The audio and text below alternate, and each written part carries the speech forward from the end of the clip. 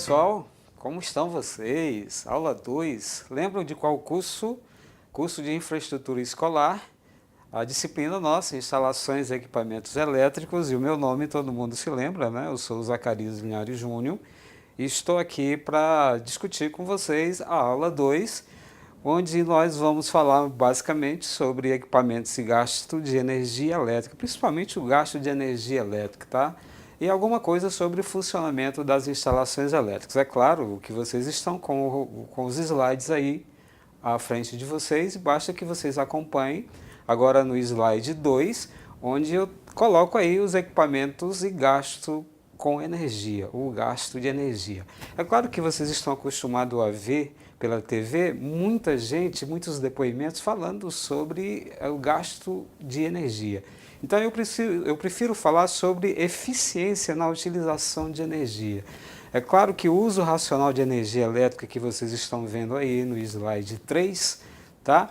Eles nos traz algumas dicas importantes, como por exemplo, uso de equipamentos mais eficientes. Observem aí nessa gravura do slide 3, aí eu tenho aí uma escala do A até o G. Vocês observam que o A está verdinho, vem o B depois, então aí você tem uma sequência de eficiência, de equipamento mais eficiente. O que significa equipamento mais eficiente? É aquele equipamento que produz o trabalho necessário com menos energia, como por exemplo os ar-condicionados da tecnologia inverter, que é a tecnologia mais avançada que nós temos hoje no mercado, e ele consegue produzir a mesma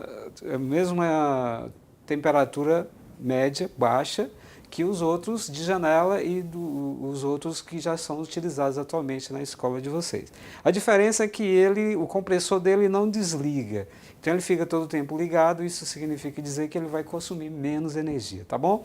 Então, hábitos inteligentes, equipamentos eficientes e mais do que tudo isso, projetos inteligentes para que você, no final das contas, tenha uma instalação de boa qualidade, tá bom? Essa recomendação que está aí no slide 4, observe que essa aí é uma foto de uma sala de aula do Instituto Federal Teresina Central.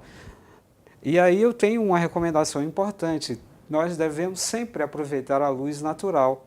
Para isso a gente tem que abrir as portas, janelas, cortinas durante o dia. Isso evidentemente diminui o consumo de energia, não há necessidade de ligar as lâmpadas. Então eu recomendo que vocês façam isso nas escolas de vocês, tá?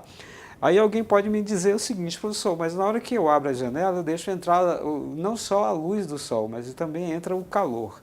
Bom, existem alguns adesivos que refletem o calor e deixam entrar apenas a luz. Isso é muito fácil de ser comprado no mercado, tá bom?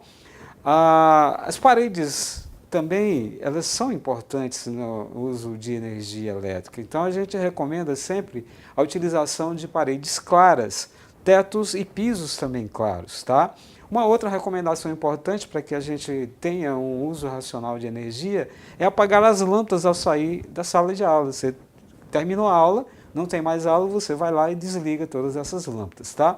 Uma outra recomendação é utilizar lâmpadas LEDs. Hoje não temos mais aquela questão de utilizar lâmpadas incandescentes, tá bom, pessoal? As lâmpadas incandescentes foram proibidas desde 2016. Elas não podem ser mais fabricadas, não podem ser mais vendidas, e, consequentemente, não poderão ser mais utilizados. A lâmpada incandescente é um desperdício de energia. Você traz muita energia para pouca eficiência, ou seja, 95% é transformado em calor e apenas 5% é transformado em energia luminosa, tá bom? O uso de sensor de presença no lugar dos interruptores também são importantes. É claro que eu me refiro a determinadas situações, como, por exemplo, um ambiente que a pessoa fica pouco tempo. Então, você chega lá, o sensor de presença detecta que você está ali, a lâmpada acende. Depois de um certo tempo, ela vai lá e apaga sozinha. Então, não há risco de você desperdiçar energia deixando a iluminação ligada, mesmo sem utilização do ambiente, tá bom? Aí no slide 5, lá embaixo, eu também falo sobre o ar-condicionado inverter, que eu me referi agora há pouco. Ele produz uma economia, pessoal, em torno de 40%. é importante a gente se lembrar de utilizar equipamentos de última geração. Então, você que trabalha na sua escola, você recomenda à sua diretora, a quem quer de direito, para fazer uma substituição dos ar-condicionados por essa nova tecnologia, que é o ar-condicionado tipo inverter, tá? A gente sempre recomenda também o uso de televisores de última geração, de LED ou LCD. Aquele televisor antigo, esse ninguém usa mais, tá bom? Uma outra recomendação que eu costumo colocar para vocês é desligar o stand-by durante a noite. Por exemplo, você vai terminou a escola, você vai desligar todos os equipamentos, então tira também da tomada, tá? O stand-by é aquela luzinha vermelha que fica lá para a utilização do controle remoto.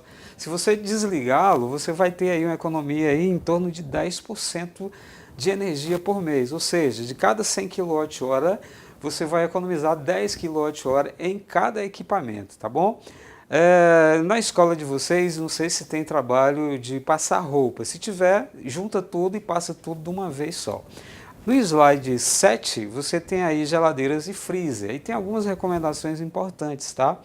Como, por exemplo, não abrir essa geladeira muitas vezes. É por isso que tem um bebedouro lá fora, aquele bebedouro com água gelada. Tira a água gelada da geladeira, evita isso, tá? Uma das recomendações também que eu quero colocar para vocês é o condensador. O condensador é aquela partezinha que tem atrás da geladeira. Você está vendo no slide 8, você tem uma foto aí com a geladeira e aí eu coloquei aí um X mostrando que você não deve utilizar o condensador como varal. Você não vai colocar aí roupas para secar. Evidentemente, se você fizer isso, você vai prejudicar a refrigeração e, evidentemente, você pode produzir aí uma queima do compressor dessa geladeira, tá bom? Nunca coloque alimentos quentes, evidentemente que você vai ter que degelar e conservar as borrachas de vedação da porta, tá bom? Aí tem algumas recomendações importantes. Aí no slide 10, eu tenho aí o selo do Procel. Se vocês observarem bem o selo do Procel, exatamente ele mostra a questão da eficiência. Vocês estão vendo aí, o Procel é o Programa Nacional de Conservação de Energia Elétrica, tá? Eu já tinha falado ali atrás, então eu coloquei bem aí um data show, que é um equipamento muito utilizado na sala de aula, e ele consome uma certa energia. Então, se você começar a utilizar data show de última geração, com lâmpadas LEDs e tudo mais, você vai conseguir mais eficiência e diminuição do consumo de energia, tá? No slide 11 eu tenho aí um exemplo do selo do Procel, para que você confira. Aí tem no slide 12, eu tenho aí uma figura que é muito comum a gente encontrar nos ambientes escolares. Isso hoje a gente chama de T, né? T de energia elétrica, que são os benjamins. Observem aí a quantidade de T's que tem aí nessa tomada. É claro que isso é um risco desnecessário, a gente não deve nunca deixar com que isso aconteça. Então eu recomendo o uso de filtro de linha. Vocês estão observando aí do lado, na figura 12, vocês estão vendo aí do lado desse balãozinho um filtro de linha. O filtro de linha ele já é projetado para que você consiga ligar nele alguns equipamentos e aí ele tem também um fusívelzinho, tá? Em situação de acréscimo de carga, você não vai ter problema porque ele vai desligar o sistema e vai proteger o seu equipamento, tá bom? Então, essas recomendações, se aí na escola de vocês ainda não é conhecido, vocês, por favor, passem e repassem as informações para os seus colegas, tá? Muito bem, continuando aí no slide 13, se vocês observarem aí no slide 13, eu vou falar um pouquinho agora sobre equipamentos e acessórios elétricos. Aí, no slide 14, eu tenho o esquema de um interruptor simples. Vocês observem que o interruptor, você liga no interruptor a fase e do outro lado você tem outra fase que recebe o nome de retorno. Na verdade, não vai neutro para o interruptor. O neutro vai direto para a lâmpada, como você está vendo ali. Tá bom? Então, a fase desce para o interruptor, do interruptor sobe o retorno para a lâmpada. E lá em cima já vem o neutro direto para a lâmpada. E aí eu recomendo mais uma vez a utilização de lâmpadas LEDs. No slide 15 eu tenho o interruptor three-way. Esse interruptor three-way, pessoal, ele traz um certo conforto. Imagina, por exemplo, um corredor. você não precisa apagar o corredor lá no final e voltar no escuro. Então, se você tiver vários interruptores three-way, você pode comandar essa lâmpada do ponto que você estiver. Então, na hora, do lado da porta da saída, você consegue desligar o interruptor. Se alguém entrar lá pela porta do fundo, ele vai conseguir ligar a lâmpada lá. Tá? Então, eu tenho esse esquema aí no slide 15 e isso pode ajudá-los muito na escola de vocês. Tá?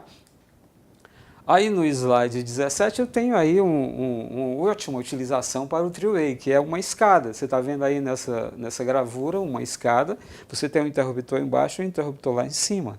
Evidentemente que se for à noite, por exemplo, lá em cima, na sala da diretora, por exemplo, acaba o expediente, você não vai apagar lá e descer no escuro, né? Então você deixa para apagar lá no final. Então não há necessidade de você correr riscos, tá? Então a utilização de interruptores three-way, interruptores como esses aí, são importantes na escola. Bom, no slide 18 eu tenho aí o símbolo das tomadas do padrão atual. Esse padrão está estabelecido pela NBR 5410, tá bom? E ele é obrigatório hoje. Preciso lembrar que são 3 polos. Esse polo é constituído de um neutro, do terra e do fase. Observe na figura que se o terra, que é sempre o do centro, estiver embaixo, o neutro vai estar à esquerda e a fase vai estar à direita. Se o neutro estiver na parte de cima, a formatação aí vai ser diferente. A fase vai estar à esquerda e o neutro vai estar à direita. Aí você me pergunta, professor, mas e se eu tiver dúvida? Bom, no próprio equipamento, quando você for instalar a tomada, vai estar escrito lá, vai estar marcando lá o que é fase, o que é terra e o que é neutro, tá bom? O aterramento elétrico, olha, todo mundo sabe o que é aterramento, está aí no slide 19. O aterramento é uma ligação intencional à terra e ele tem a finalidade de escoar todas as correntes de defeitos. Isso evita que as pessoas levem choque e evita que o equipamento queime. Observem lá no alto do slide, está escrito lá, a corrente máxima suportada pelo corpo humano, que é de 30 miliamperes, ou se você preferir, 0,03 amperes. Você se lembra da aula anterior, amperes é a unidade de corrente elétrica, tá bom? Sensor de presença, tá? Sensor de presença, eu já falei ali atrás, e eles detectam a variação de temperatura a partir da reflexão dos raios infravermelhos que incidem na pessoa. Então você se apresenta naquele ambiente, a lâmpada acende. Ele tem um relé temporizador lá, depois de um certo tempo ele desliga. Se você tiver elevador na sua escola, ele é muito útil na frente dos elevadores, tá? No slide 22 eu falo do dimmer, né? O dimmer é um potenciômetro, é um regulador de luminosidade, tá? Você pode aumentar ou diminuir a luminosidade da lâmpada conforme a necessidade, tá bom? É um variador de luminosidade de uma lâmpada própria para isso, tá certo? Então, dimmer, todo mundo já sabe o que é. Aí no slide 23 eu tenho o esquema, onde você tem aí a fase, o neutro e o retorno, muito parecido com a ligação do interruptor simples comum, tá? Fios e cabos, tá aí no slide 24. Qual é a diferença entre fio e cabo, hein, pessoal? O fio é aquele que tem uma veia só e o cabo é aquele que tem várias veias, tá? Então aí eu tenho os vários tipos de isolação no slide 24 e no slide 25 eu tenho o significado de cada uma dessas siglas. O EPR, que é o etilopropileno, o XLPE é o polietileno reticulado e o PVC, que é o policloreto de vinilo. Alguém pode me perguntar onde é que isso vai ser utilizado. Está aí no slide 26, você tem aí as temperaturas. Observem que os condutores isolados com EPR e XLPE, eles suportam temperaturas mais elevadas, tá bom? Então está aí no slide 27 a diferença entre fio e cabos, para que você tenha absoluta certeza do que pode ser feito no seu ambiente de trabalho. No slide 31, você tem aí os tipos de eletrodutos. Todo mundo sabe que eletroduto é aquele conduto onde você vai acondicionar os condutores. Você não vai instalar os condutores diretamente na parede, evidentemente. Você vai colocar dentro dos eletrodutos, que pode ser de PVC ou de aço galvanizado, tá bom? Em todo caso, você tem tipos rosqueáveis, aquele que vai ser na rosca, e aquele soldável que é só de encaixe. Então você escolhe. E você está observando ali em cima do lado esquerdo, é o corrugado, são os eletrodutos corrugados, normalmente conhecidos aí na praça como eletroduto sanfonado, ou sei lá, se chama aí do jeito que você achar mais adequado. Disjuntor. Disjuntor é um dispositivo de proteção. Ele também funciona como dispositivo de manobra. Então, a função dele é desligar o sistema em caso de sobrecorrente, tá bom? Ele é sempre ligado no quadro de energia. Bem aí do lado eu tenho o DRzinho, que é o disjuntor diferencial residual. Esse aí é o disjuntor próprio para proteção de pessoas. Porque, pessoal, aquele disjuntorzinho de 10 amperes, de 15 amperes, ele nunca vai perceber uma correntezinha de 30 miliamperes. Lembre-se que é o máximo que o corpo suporta, é uma correntezinha de 30 miliamperes. Então, esse disjuntor DR, ele é próprio para isso. Então, nos circuitos de água gelada, por exemplo, que vai atender o bebedouro, você deve utilizar o disjuntor DR para evitar choques e, logicamente, algum tipo de acidente. Quadro de energia, todo mundo sabe o que é, né? Está no slide 33, é onde você guarda todos os disjuntores. No slide 34 eu coloquei aí algumas potências, você pode conferir. E aí no slide 35 eu tenho um exemplo para você fazer o cálculo do consumo de energia, tá bom? Observe como é muito simples você pegar. Você pega a potência que está marcada lá no aparelho em watts, multiplica pelo tempo que ele fica ligado e divide por 1000. Aí você tem um exemplo bem simplesinho, tá? Um retroprojetor de 1.200 watts ligado durante 2 horas, ele vai consumir aí 2,4 kWh de energia. Para você saber quanto vai gastar, basta você pegar o valor do quilowatt-hora da Eletrobras e multiplicar, tá bom? Aí no tópico 2, que eu vou deixar para vocês estudarem, para que vocês derem uma olhada, você tem aí a previsão de carga estabelecida pela norma NBR 5410 e tem também simbologia e como você faz para fazer as escolhas dos fios e dos eletrodutos, tá? No final tem uma representaçãozinha gráfica que a gente chama de projeto elétrico. Tudo isso está estabelecido na NBR 5410, que você pode baixar da internet, é gratuito, você não paga nada, tá bom? Nos slides seguintes, slide 39, slide 40, slide 41, 42, 43, eu coloco para vocês exatamente isso, qual é a carga mínima que você estabelece para cada uma das tomadas. Quando você tem que se lembrar que existe a tomada de uso específico e a tomada de uso geral. A tomada de uso geral é aquela que você vai ligando todos os equipamentos que vão chegando. Então, para a escola, você deve prever aí em torno de 100 volt-amperes para cada uma dessas tomadas. É claro que a tomada de uso específico, como é o caso, por exemplo, das tomadas que atendem os ar-condicionados, você vai ter que anotar a potência do ar-condicionado, tá bom? Então era isso, pessoal. Aí no slide 44 eu tenho a simbologia de tomada, você observa aí.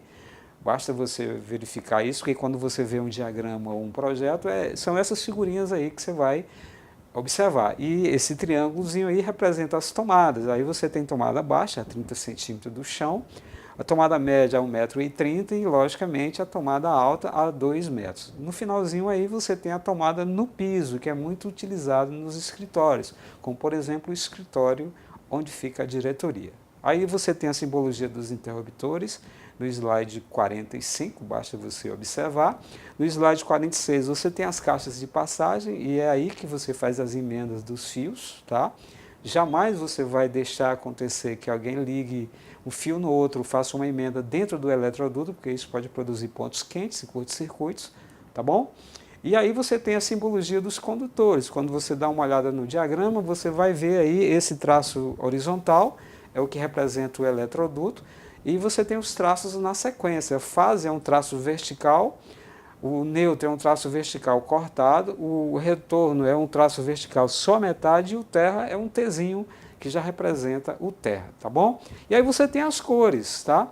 Obrigatoriamente o neutro deverá ser em azul claro, o retorno deverá ser em marrom, o condutor de proteção, que é o T, o terra, ele pode ser verde ou as duas cores, verde e amarelo, e o condutor fase ele pode ser preto, amarelo, vermelho ou branco, tá bom?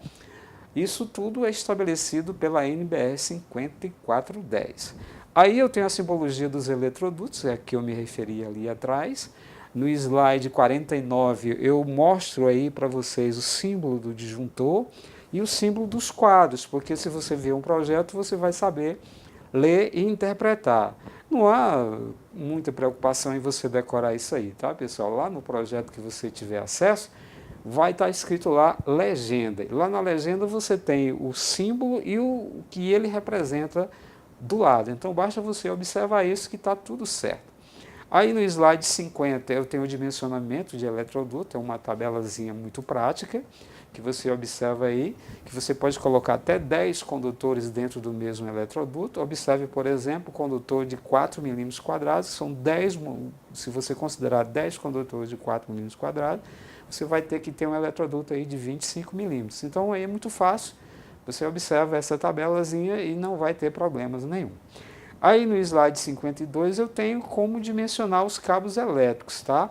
No 53 eu já estabeleço a seção mínima para o neutro, que é estabelecida pela NBR 5410, você observe aí na tabela, basta você dar uma olhada. Aí no slide 54 eu tenho as seções mínimas para os condutores de proteção, que eles são também baseados na seção do condutor fase, basta você observar, tá bom? E no slide seguinte eu chamo a atenção dos senhores e das senhoras e senhoritas pelo que a NBR 10 estabelece. Desculpe, a NBR 5410. Ela estabelece, por exemplo, que o neutro nunca deve ser compartilhado entre circuitos. Eu não sei se você já teve alguma experiência lá na sua residência. Alguém está assistindo TV, aí alguém vai fazer uma vitamina lá na cozinha, liga lá o liquidificador, aí interfere, traz interferência lá na sua TV. Isso é o sinal de que o neutro é um só. Então a gente não pode esquecer de separar o neutro, tá bom? E o fio terra, sim, o fio terra pode ser compartilhado entre os vários circuitos. Aí para quem gosta de conta, eu tenho uns cálculozinhos aí, para que você faça aí umas continhas, tá bom? O slide 58, eu mostro para você um pequeno projeto. Vocês observem lá pela simbologia que eu mostrei o que é lâmpada, o que é fase, o que é neutro, o que é retorno, o que é interruptor, o que é tomada, o que é quadro de distribuição e o que é o eletroduto. Você observa aí nesse pequeno projeto, quando eu tenho aí 2 quartos, quarto 1, quarto 2, tenho uma cozinha, uma copa e uma sala. Então é um projeto bem simples, mas que ilustra bem a aula de hoje, tá bom? No que eu queria mostrar para vocês, basicamente é isso aí, tá, pessoal? Eu espero que vocês tenham gostado, espero que vocês tenham entendido. Qualquer problema, a gente está lá no fórum, a gente pode esclarecer, tá bom? Até mais, até a próxima aula. Muito obrigado.